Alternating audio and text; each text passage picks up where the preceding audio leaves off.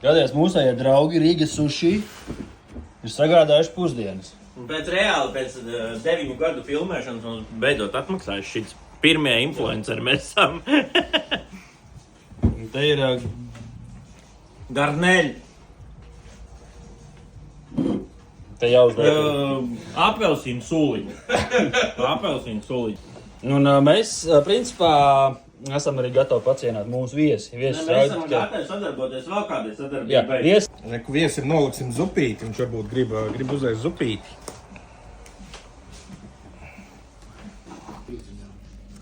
Cik tā beigās ir patēļi? Tas ir atkarīgs? 6 litrus 100. Nē, nu, mājās cik tā rēķina pa mēnesi. Man mājās rēķins ir tāds 125 eiro kaut par māju. Viss Nu, Artur, ko tu teiksi par pusdienām? Pa īsu. Pa īsu? Bet vēl jau ir. Nu ir. Ļoti, ļoti garšīgi viss bija. Un vienīgais aizmirst pielikt kociņus. Kā mēs ēdam ar dakšām, mēs esam oldschoolīgie vecie kalumi. Jā, nu vai tu maz zināji, ka kociņiem jābūt līdzi? Jā. Nē. Un ko tu teiksi? Tāpēc, ja viņi Ķīnā ēda kociņiem, lai viņi ēda. Kurš tad ēda plovu ar kociņiem? Jā. Jānis nezināja, ka plovu mēdz satīt tādos rullīšos. Nebija redzējis, ka plovu šitā pasniedz. Tas bija viss, Marek.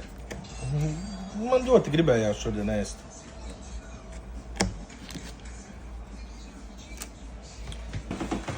Skrien pakaļ pēc nākamās porcijas. Ir palicies pēdējais gabaliņš. Te ir viss tā kā šitā, un te ir šitā. Ar to, ko tikko teici? Ai, labi, ko tas pēdējais gabaliņš tur tas stāvēs? Just do it. Just do it. Svīdis jau ēdot. Principā Mareks apēda maksimums 2 gabaliņus, ja? 3, man liekas.